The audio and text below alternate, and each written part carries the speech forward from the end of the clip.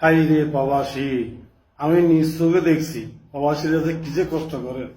সাইডে যখন দুপুর হয়, খানার টাইম হয়, তখন পুরে শার্ট প্যান্ট ড্রেসটা পুরা ঘামে ভিজা, গরম।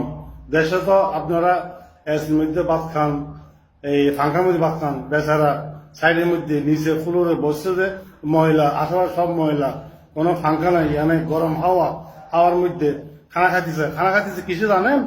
প্লাস্টিকে, বাসন নেই, কিছু নেই, প্লাস্টিকের মধ্যে খানা খাচ্ছে। কত কষ্ট! একটা প্লাস্টিকের মধ্যে ভাত তরকারি লইছে, এখানে খানা খাই। কত কত কষ্ট করতেছে তারা। সময় 1 ঘন্টা খানা খাওয়ার পরে সামান্য একটু রেস্ট করে কি দিয়ে জানেন?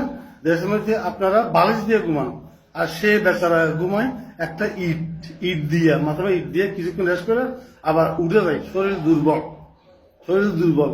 সেই সকাল ভোর 4টায় উঠে গোসল করে নামাজ পড়ে যাইয়া লাইনে দাঁড়াইতে হয় গাড়ি তোলার জন্য।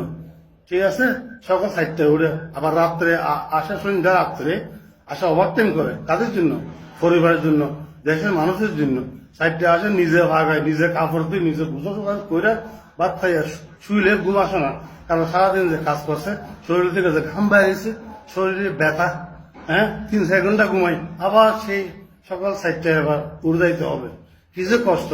এই কষ্ট পরিবারের যদি দেখতো, হাই রে প্রবাসী, সারা জীবন কাজ করে দেশে যখন পরিবারে যায়, পরিবারে তাকে খোঁটা মারে, টানা দেয়, কয় ফেলানা বিল্ডিং করছে, ওইতে এটা করছে, তুই 10-12 বছর কি করছস?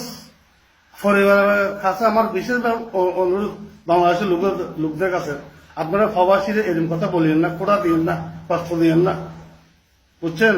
তারা নিজে জ্বলে আপনাদেরকে সুখ দেওয়ার জন্য, একটু ভালো করার জন্য, ভালো করার জন্য কত যে কষ্ট করে।